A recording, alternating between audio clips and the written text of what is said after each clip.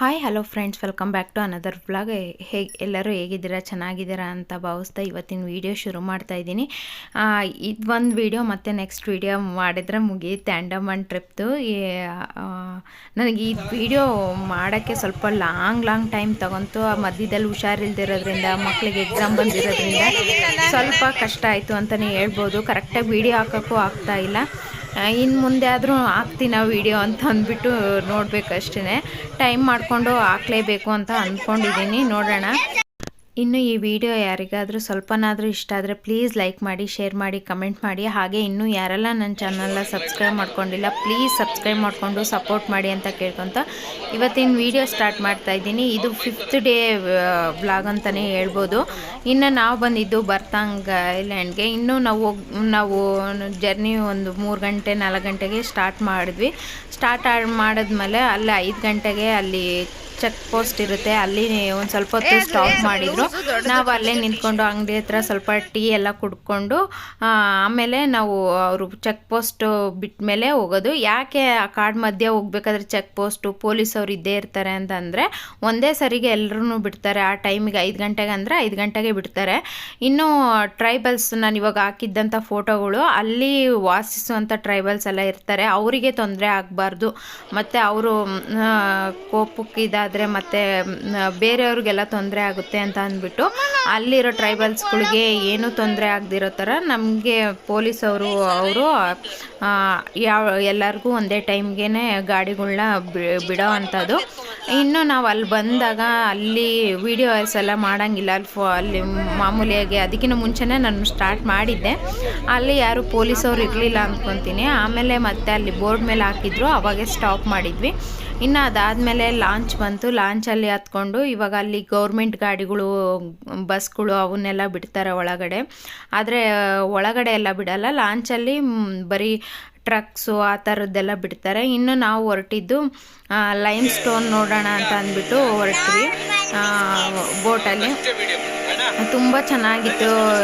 ನೋಡಲೇಬೇಕಾದಂಥ ಜಾಗ ಅಂತಂದರೆ ಇದೆ ಅನಿಸುತ್ತೆ. ಇದು ನಾವು ಜಾರವ ಫಾರೆಸ್ಟ್ ಮಧ್ಯದಲ್ಲೇ ಬರೋದು. 3 ಗಂಟೆಗೆ 4 ಗಂಟೆಗೆ ಎದ್ದಿರೋದ್ರಿಂದ ಹುಡುಗರಿಗೆಲ್ಲ ನಿದ್ದೆನೇ ಸರಿಗೆ ಆಗಿಲ್ಲ. ಬೆಳಗ್ಗೆನೇ ಎದ್ಬಿಟ್ಟು ಹೊರಟ್ವಿ ನಾವು. ನಾನು ಮುಂಚೆನೇ ಹೇಳ್ದಂಗೆ ಇಲ್ಲಿ ಎಲ್ಲನೂ ಟೈಮಿಂಗ್ಸ್ ಪ್ರಕಾರನೇ ಆಗೋದು ಅಂತ ಅಂದ್ಬಿಟ್ಟು ಆ ಟೈಮಿಂಗ್ಸ್ಗೆ ನಾವು ಹೋಗಿಲ್ಲ ಅಂದರೆ ಲಾಂಚು ಸಿಗಲ್ಲ, ಏನೂ ಸಿಗಲ್ಲ. ಅದರಿಂದ ಮತ್ತು ಒಳಗಡೆನೂ ನಮಗೆ ಎಂಟ್ರಿ ಇಲ್ಲ, ಆ ಥರ ಆಗುತ್ತೆ. ಇನ್ನು ನೋಡಲೇಬೇಕಾದಂಥ ನನಗೆ ಫೇವ್ರೆಟ್ ಆದಂಥ ಜಾಗ ಅಂತಂದರೆ ನನಗೆ ಅಂಡಮಾನಲ್ಲಿ ಇದೆ ಅನಿಸುತ್ತೆ. ತುಂಬ ಚೆನ್ನಾಗಿತ್ತು. ಬೋಟ್ ಜರ್ನಿನೂ ಅಷ್ಟೇ. ಮರಗಳೆಲ್ಲ ಕೂತ್ಕೊಂಡು, ಇವೆಲ್ಲ ಮ್ಯಾಂಗ್ರೋವ್ಸ್ ಕಾಡುಗಳೇ, ಮರಗಳೇ. ನನಗೆ ಇದನ್ನು ನೋಡಿದ ಮೇಲೆ ಇಲ್ಲಿ ಒಂದು ಸ್ವಲ್ಪ ಅನ್ನಿಸ್ತು, ಚಿರಂಜೀವಿ ಸರ್ದು ಅಂಜಿ ಫಿಲಮ್ ಇದೆಯಲ್ಲ, ನಾನು ಅಂಜಿ ಮೂವಿ ನೋಡಿದ್ದೆ, ಹಂಗಾಗಿ ಸೇಮ್ ಅದೇ ಥರ ಅನಿಸ್ತಿತ್ತು. ಅವರು ಅಮೃತ ತರಕ್ಕೆ ಹೋದಾಗ ಯಾವ ಥರ ಹೋಗ್ತಾರೆ ಅದೆಲ್ಲ. ಇನ್ನೂ ಒಳಗೆ ಹೋಗ್ತಾ ನನಗೆ ಫುಲ್ ಅದು ಫಿಲಮ್ ಕಣ್ಮುಂದೆ ಬರೋ ಥರ ಅನ್ನಿಸ್ತಾ ಇತ್ತು. ಅಷ್ಟು ಚೆನ್ನಾಗಿತ್ತು.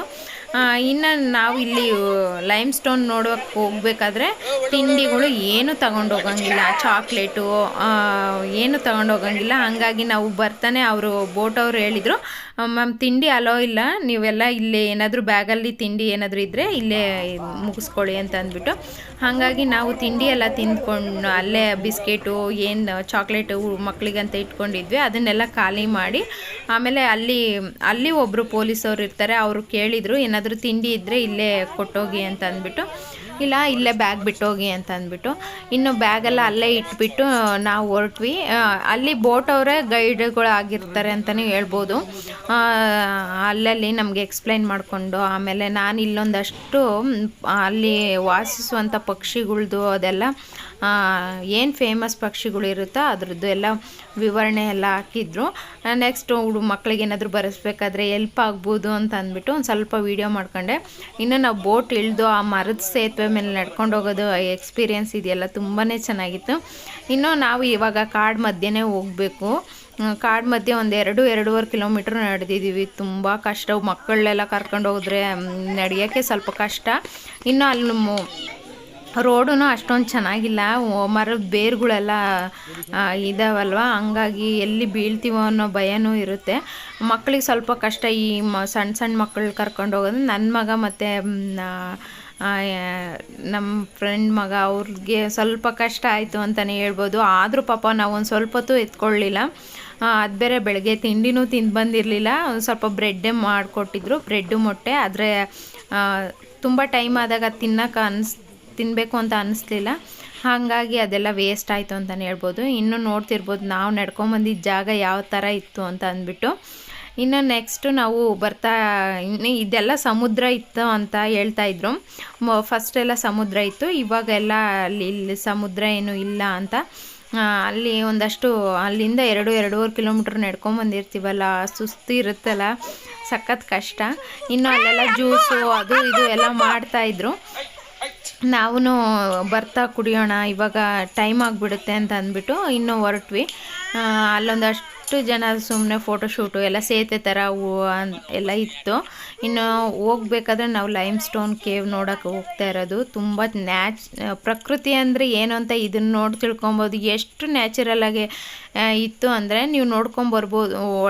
ನಾನು ತೋರಿಸ್ತಾ ಹೋಗ್ತೀನಿ, ಎಷ್ಟಾಗುತ್ತೋ ಅಷ್ಟು ಎಷ್ಟೇ ಎಡಿಟ್ ಮಾಡೋಣ ಅಂತ ಅಂದ್ಕೊಂಡ್ರು ನನಗೆ ಅದನ್ನೆಲ್ಲ ಎಡಿಟ್ ಮಾಡೋಕ್ಕೆ ಇಷ್ಟ ಆಗಲಿಲ್ಲ.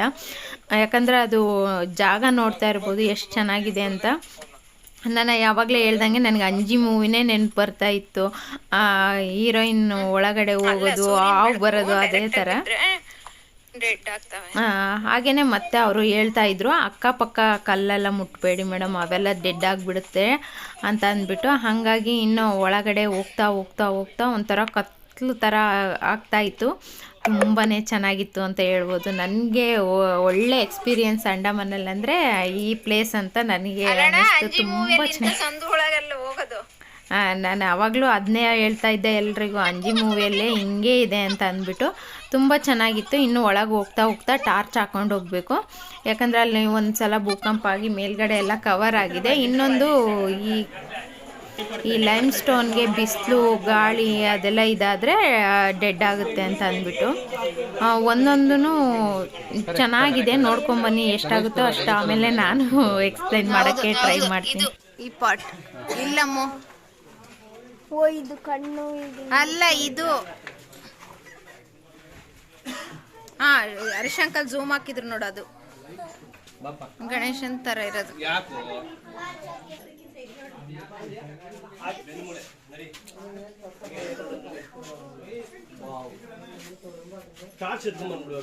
ಜೆಲ್ಲಿ ಫಿಶ್ ತರ ಕಾಣಿಸ್ತಾ ಇದೆ ನೋಡಿ ಇದು.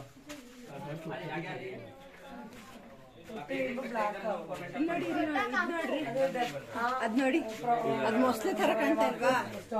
ಇದು ಇದಣ್ಣ, ಅದ್ ನೋಡಿ ಸೇಮ್ ಗಣೇಶನ್ ತರ. यहाँ पे जो चमक रहा है, जो शाइनिंग कर रहा है, ये जो है सिलिकॉन माइक है.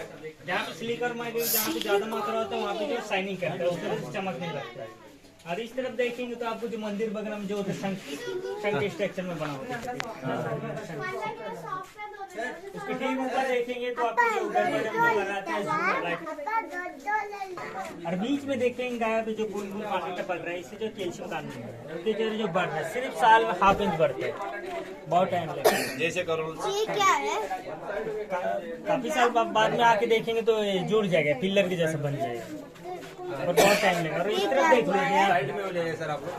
ये क्या हुआ है? यहाँ पे देखेंगे तो ये सारे जो दिख रहे व्हाइट है, सारे जो न्यू फॉर्म है, ये सारे जो न्यू बन रहे हैं, ये 2-2.5 साल में बना हुआ.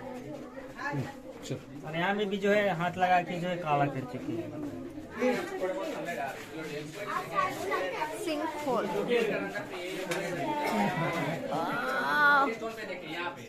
इसके बगल में भी देखेंगे तो आपको शाइनिंग करता हुआ पार्ट दिखेगा. और इस साइड जो है रिवर्स लोटस, उनके कली के स्ट्रक्चर. ಮೊಗ್ಗು. और इस तरफ टाइगर के पंजे है, उनके स्ट्रक्चर.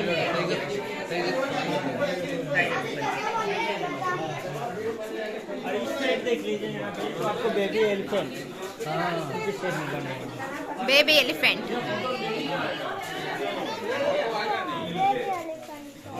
ಏ ನಾವು ಬರ್ತೀವಿ ರೀ. स्टोन जो है डैमेज है, रूट से जो है नीचे दब गया और आगे का रास्ता बंद है। क्या सर? ये 2004 में जब भूकंप हुआ उस टाइम जो स्टोन टूट के जो है नीचे दब ಆನೆ गया। हाँ, ಆನೆ आगे का ಇದ್ದಂಗೆ ಇದೆ रास्ता। ನೋಡಿ. और इस तरफ देखेंगे तो आपको एलिफेंट की जो हेड है वो इस साइड में है। यही लास्ट है? हाँ ये लास्ट है। और यहाँ पे देखिए ये जो व्हाइट व्हाइट दिख रहे हैं प्योर व्हाइट, ಹಾಗೆ ನೋಡಿದ್ರಲ್ವ ಲೈಮ್ ಸ್ಟೋನ್ ಯಾವ ಥರ ಆಗಿದೆ ಅಂತ ಅಂದ್ಬಿಟ್ಟು. ಅದಕ್ಕೆ ನಾವು ಪ್ರಕೃತಿಗೆ ಯಾವುದಕ್ಕೂ ವಿರುದ್ಧವಾಗಿ ನಾವು ನಡ್ಕೊಳ್ಳೋಕ್ಕೆ ಆಗಲ್ಲ ಅಂತಲೇ ಹೇಳ್ಬೋದು. ಇನ್ನು ನಾವು ಅಲ್ಲಿ ಒಂದೊಂದು ಇದು ನೋಡಬೇಕಾದ್ರೂ ಒಂದೊಂದು ಆನೆ ರೂಪ, ಶಂಕು ರೂಪ, ಆಮೇಲೆ ಲೋಟಸ್ದು, ಜೆಲಿ ಫಿಶ್ ಥರದ್ದು ಎಲ್ಲ ಥರದ್ದು ನೀವು ಇವಾಗ ಅದು ನ್ಯಾಚುರಲಾಗಿ ಆಗ್ತಾ ಇದೆ ಅಂದರೆ ಅದು ಏನು ಥರ ಆದರೂ ಆಗ್ಬೋದು. ಆದರೆ ಅದು ಎಷ್ಟು ಚೆನ್ನಾಗಿ ನಮಗೆ ಕಾಣಿಸ್ತಾ ಇತ್ತು, ನೋಡ್ಬೋದಾಗಿತ್ತು ಅಂದರೆ ನನಗೆ ಈ ಪ್ಲೇಸ್ ಮಾತ್ರ ಫೇವ್ರೇಟ್ ಆಯಿತು ಅಂತಲೇ ಹೇಳ್ಬೋದು. ತುಂಬ ಚೆನ್ನಾಗಿತ್ತು. ಆಮೇಲೆ ನಾವು ಇನ್ನು ಅದೇ ಸೇತುವೆ ಮೇಲೆ ನಡ್ಕೊಂಡು ವಾಪಸ್ಸು ಇವಾಗ ಹೋಗ್ತಾ ಇದ್ದೀವಿ. ಇನ್ನು ವಾಪಸ್ಸು ಹೋಗ್ತಾ ಆಲ್ರೆಡಿ ಬೋಟ್ಗಳು ನಾವು ಯಾವುದ್ರಲ್ಲಿ ಬಂದಿದ್ವು ಅವೆಲ್ಲ ರೆಡಿಯಾಗಿರ್ತವೆ. ಈಗ ಅದರಲ್ಲೇ ವಾಪಸ್ ಹೋಗ್ತಾ ಇದ್ದೀವಿ. ಇನ್ನು ಇವಾಗ ನಾವು ಹೋಗ್ತಾ ಇರೋದು ಮಡಿಕೆ ನೋಡೋಕ್ಕೆ.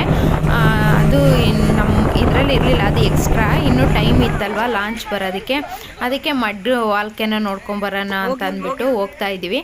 ವಾಲ್ಕೆನ ನಾವು ಟಿ ವಿಯಲ್ಲಿ ನೋಡಿರ್ತೀವಿ, ಆಮೇಲೆ ಇದು ಬೆಟ್ಟದಲ್ಲಾಗೋ ಆ ಥರದ್ದು ವಾಲ್ಕೆನ ನೋಡಿರ್ತೀವಿ. ಆದರೆ ಮಡಿಕೆ ವಾಲ್ಕೆನ ನೋಡಿರಲಿಲ್ವಲ್ಲ, ಹಾಗೆ ಮಕ್ಳಿಗೂ ತೋರಿಸ್ದಂಗೆ ಆಗುತ್ತೆ. ಅವ್ರಿಗೂ ಒಂದು ಇನ್ನು ಬಂದಿರೋದೇ ನೋಡೋಕ್ಕೆ, ಅದನ್ನೆಲ್ಲ ತೋರಿಸ್ಕೊಂಡೇ ಹೋಗಬೇಕು ಅಂತ ಅಂದ್ಬಿಟ್ಟು ಇನ್ನು ಟೈಮ್ ಇರೋದ್ರಿಂದ ಸರಿ ಅಂತ ಅಂದ್ಬಿಟ್ಟು ಆದಷ್ಟು ಬೇಗ ಗಾಡಿ, ಅಂದರೆ ಅಲ್ಲಿ ಗಾಡಿ ಏನೂ ಇರಲ್ಲ, ನಾವೇ ಓನಾಗಿ ಮಾಡಿಕೊಂಡು ಈ ಕಡೆ ಬಂದ್ವಿ. ಗಾಡಿಗಳು ಇಷ್ಟ ಅಂತ ಇರುತ್ತೆ, ಅಲ್ಲೇ ನಾವು ಇದು ಮಾಡಿಕೊಂಡು ಬಂದಿದ್ದಾಯಿತು. ಇನ್ನು ಬಂದು ಮಡಿಕೆ ಅವೆಲ್ಲ ನೋಡ್ಕೊಂಡ್ವಿ.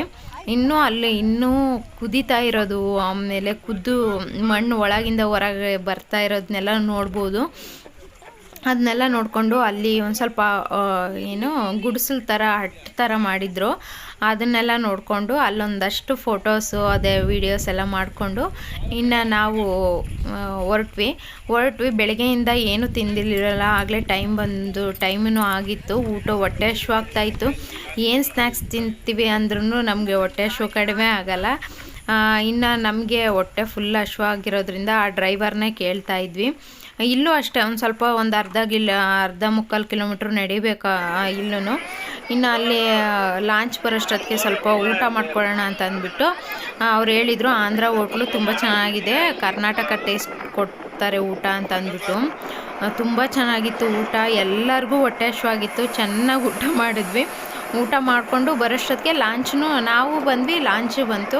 ಇನ್ನು ಲಾಂಚಲ್ಲಿ ಕೂತ್ಕೊಂಡ್ವಿ, ಇನ್ನು ಮೇಲ್ಗಡೆ ಕೂತ್ಕೊಂಡ್ವಿ, ಚೆನ್ನಾಗಿ ಕಾಣಿಸುತ್ತೆ ವೀವು ಅಂತ ಅಂದ್ಬಿಟ್ಟು. ಇನ್ನು ಟ್ರಕ್ಗಳು ಆ ಕಡೆಯಿಂದ ಬಂದಿರೋವು, ಈ ಕಡೆಯಿಂದ ಹೋಗೋವು, ಅವೆಲ್ಲ ಲಾಂಚ್ ಬಂದ ತಕ್ಷಣವೇ ಬರುತ್ತೆ. ಇನ್ನು ಲಾಂಚ್ ಓಡಿಸೋದು ಹೇಗೆ ಏನು ಅಂತ ಅಂದ್ಬಿಟ್ಟು ನಾವು ನೋಡಿರಲ್ವಲ್ಲ, ಹಂಗಾಗಿ ಅವ್ರದ್ದೊಂದು ಕ್ಲಿಪ್ಪಿಂಗ್ ತೊಗೊಂಡೆ ಅಷ್ಟೇ.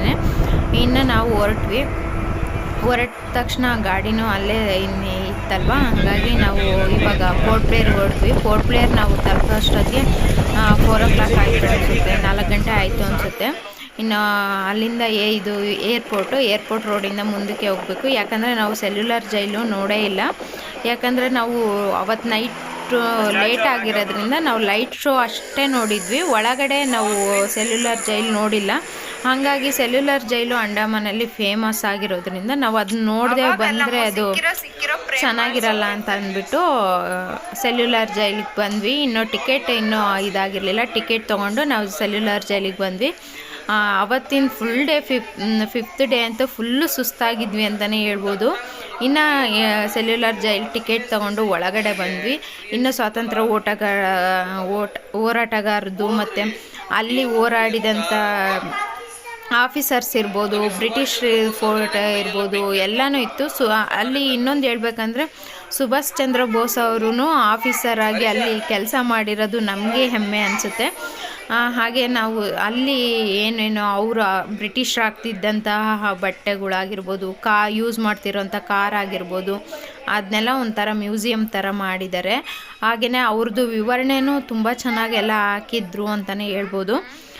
ಇನ್ನು ನಾನು ಲಾಸ್ಟ್ ಟೈಮ್ ಹೇಳಿದ್ದೆ ವೀರ್ ಸಾವರ್ ಫಸ್ಟ್ ವಿಡಿಯೋದಲ್ಲಿ ಹೇಳಿದ್ದೆ ವೀರ್ ಸಾವರ್ಕರ್ ಯಾಕಷ್ಟು ಫೇಮಸ್ಸು ಅಂತ ಅಂದ್ಬಿಟ್ಟು.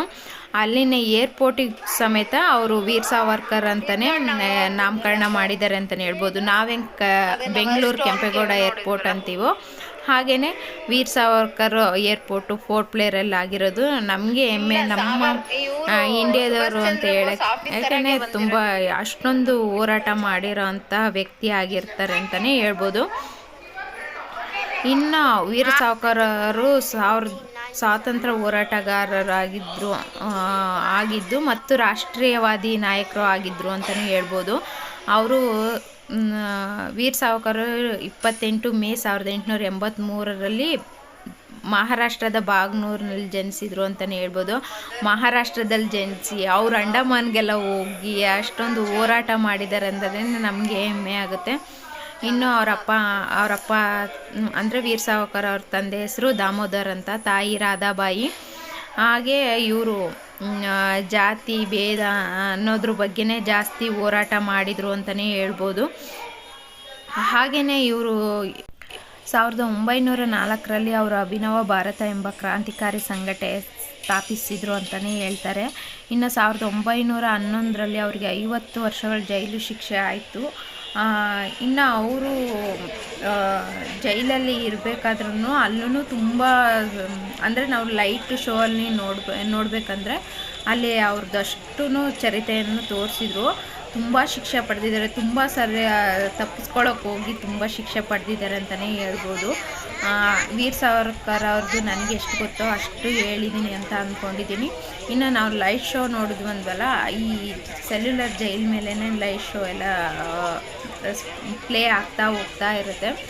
ತುಂಬ ಚೆನ್ನಾಗಿರುತ್ತೆ, ಆದರೆ ಅದನ್ನ ವೀಡಿಯೋ ಮಾಡೋಂಗಿಲ್ಲ. ಹಾಗೆಯೇ ಇನ್ನು ಸೆಲ್ಯುಲರ್ ಜೈಲಂತೂ ನಮಗೆ ಪೂರ್ತಿಯಾಗಿ ನೋಡ್ತೀವಿ ಅಂದರೆ ಆಗೋದೇ ಇಲ್ಲ ಅಂತಲೇ ಹೇಳ್ಬೋದು. ತುಂಬ ದೊಡ್ಡ ಜೈಲು ಅಂತಲೇ ಹೇಳ್ಬೋದು. ನಮಗೆ ಅಲ್ಲಿ ಓಡಾಡಿ ಇಲ್ಲಿ ಬಂದು ಓಡಾಡೋದು ತುಂಬ ಕಷ್ಟ ಆಯಿತು ಅಂದರೆ ಫಸ್ಟ್ ಡೇನೇ ಮುಗಿಸ್ಕೊಂಡಿದ್ರೆ ಚೆನ್ನಾಗಿರ್ತಿತ್ತು ಅಂತ ನನಗೆ ಅನ್ನಿಸ್ತು.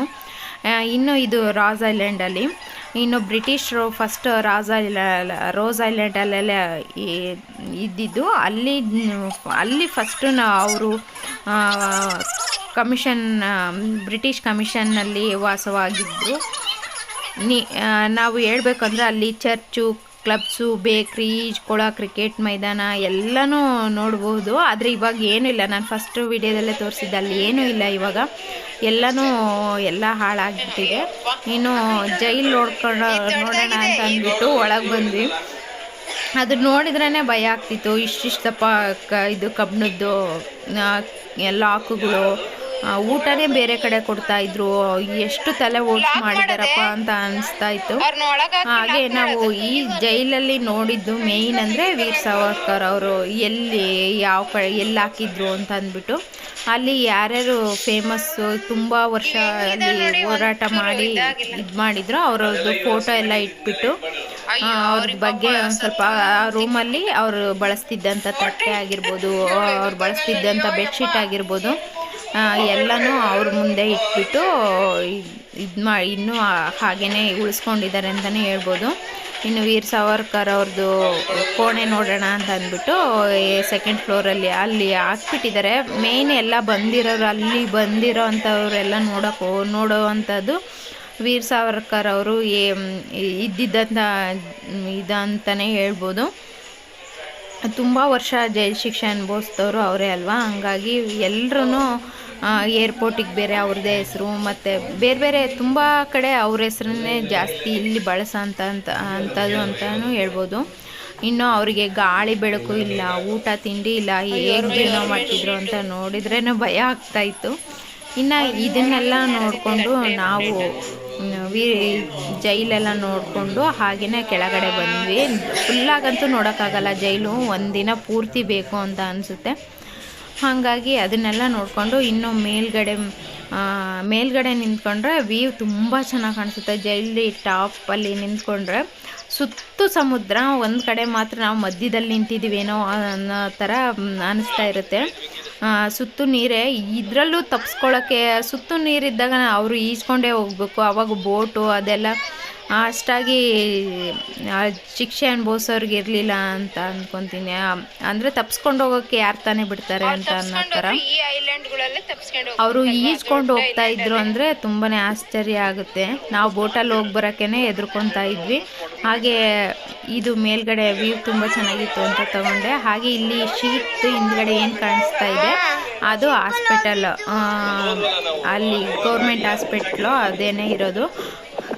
ಹಂಗಾಗಿ ಅಲ್ಲಿ ಮೇಲ್ಗಡೆಯಿಂದ ಅದೊಂದು ಕ್ಲಿಪ್ಪಿಂಗ್ ತೊಗೊಂಡು ಇನ್ನು ನಾವು ಹೊರಟಿದ್ದು ಶಾಪ್ ಸ್ವಲ್ಪ ಕೆಳಗಡೆ ಯಾವ ಥರ ಶಿಕ್ಷೆ ಕೊಡ್ತಾಯಿದ್ರು ಏನು ಅಂತ ಅಂದ್ಬಿಟ್ಟು ನೋಡೋಣ ಅಂತ ಅಂದ್ಬಿಟ್ಟು ಹೋಗ್ತಾಯಿದ್ವಿ. ಅಲ್ಲಿ ಶಿಕ್ಷೆ ಮಾತ್ರ ಕ್ರೂರವಾಗಿ ಕೊಡ್ತಾಯಿದ್ರು. ಇಲ್ಲಿ ನೋಡಿ ಎಣ್ಣೆ ತೆಗೆಯೋಂಥದ್ದು, ಒಬ್ಬರು ಕಾಯೆಲ್ಲ ಸುಲಿದ್ಬಿಟ್ಟು ಅದಕ್ಕೆ ಹಾಕೋದು, ಇನ್ನೊಬ್ಬರು ಅದನ್ನು ತಳ್ಳೋದು. ಇನ್ನು ಇಲ್ಲಿ ನೋಡ್ತಾ ಇರ್ಬೋದು, ಅವರು ತಪ್ಸ್ಕೊಂಡು ಹೋಗೋಕ್ಕೆಲ್ಲ ಪ್ರಯತ್ನ ಪಟ್ಟರೆ ಯಾವ ಥರ ಈ ಥರ ಲಾಕ್ ಮಾಡಿಬಿಟ್ಟು ಚಾಟಿ ತಗೊಂಡು ಇದು ಮಾಡ್ತಾಯಿದ್ರು. ಅದಾದಮೇಲೆ ಇಲ್ಲಿ ಅವರು ಇಲ್ಲಿ ಇಟ್ಟಿರೋದು ಒಬ್ಬೊಬ್ಬರಿಗೆ ಯಾವ್ಯಾವ ಥರ ಶಿಕ್ಷೆ ಕೊಡ್ತಾಯಿದ್ರು ಅಂತ.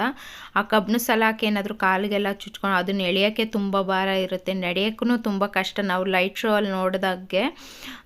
ಇನ್ನು ಇಲ್ಲಿ ಬಂದುಬಿಟ್ಟು ಜೀವಾವಧಿ ಶಿಕ್ಷೆ ಕೊಡೋದು, ಇಲ್ಲಿ ಹಗ್ಗಕ್ಕೆ ಹಾಕ್ಬಿಟ್ಟು ಕೆಳಗಡೆ ಬಿಡೋ ಥರದ್ದು. ಅದನ್ನೆಲ್ಲ ನೋಡಿಕೊಂಡು ಇನ್ನು ಹೊರಗಡೆ ಬಂದ್ವಿ. ಇನ್ನು ಶಾಪಿಂಗ್ದೆಲ್ಲ ನೆಕ್ಸ್ಟ್ ವಿಡಿಯೋಲ್ಲಿ ಬರುತ್ತೆ. ಇದಾಗಿತ್ತು ಇವತ್ತಿನ ವಿಡಿಯೋ ಏನಾದರೂ ನಿಮಗೆ ಸ್ವಲ್ಪನಾದರೂ ಇಷ್ಟ ಆದರೆ ಪ್ಲೀಸ್ ಲೈಕ್ ಮಾಡಿ. Thank you for watching. Bye bye.